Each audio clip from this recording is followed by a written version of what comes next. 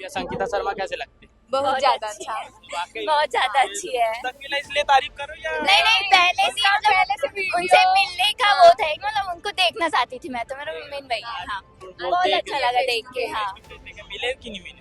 नहीं ऐसे मिले तो नहीं है, लेकिन देखे में बहुत अच्छा लगा। आप लोगों को कैसे लगते हैं मैडम? बहुत अच्छी लगी।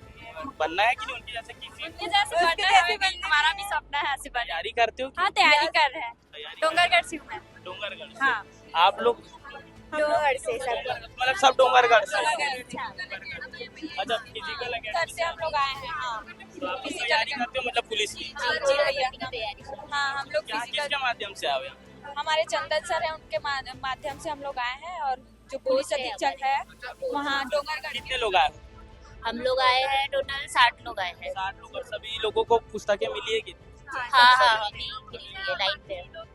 लाइन में लगे हुए? अभी लाइन में है, हम लोग को भी मिलेंगे। मतलब आने वाले टाइम में आप लोग का जो एम है पुलिस बनना ही है और बनना ही है। करके तैयारियां की जा रही और जो मैम का जो वो है सपोर्ट जो सबका है, पुलिस लाइन वालों का, उन लोग का जैसे ही बनना है हम लोग को भी है। घर में पुलिस में है या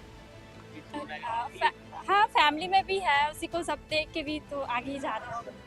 मतलब यहाँ जितने भी लोग हैं डोंगरगढ़ से आए हैं, डोंगरगढ़ और पुलिस की तैयारियां कर रहे हैं। राजनांदगांव आईपीएस अंकिता शर्मा जी मौजूद है। राजनांदगांव पुलिस द्वारा पहल नामक एक योजना लाई गई जिसमें जो है बच्चों को पढ़ाई के लिए रीडिंग रूम बनाया गया। आखिरकार ये जो योजना का आइडिया कहाँ से आया?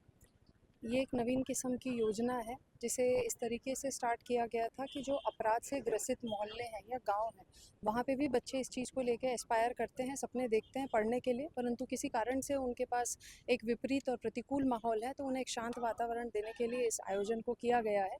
इसका उद्देश्य ये है कि आने वाले समय में ये जो बच्चे हैं कुछ बड़े बनकर कोई सब इंस्पेक्टर बनेगा, कोई IPS बनेगा, कोई IAS बनेगा, डिप्टी कलेक्टर बनेगा, डॉक्टर बनेगा, तो आने वाले समय में ये बच्चों को रोल मॉडल और चेंज एजेंट के रूप में वो लोग देखें, ना कि जो अपराधी हमने देखे। जो आम बच्चे हैं वो इससे कैसे जुड़ सकते हैं?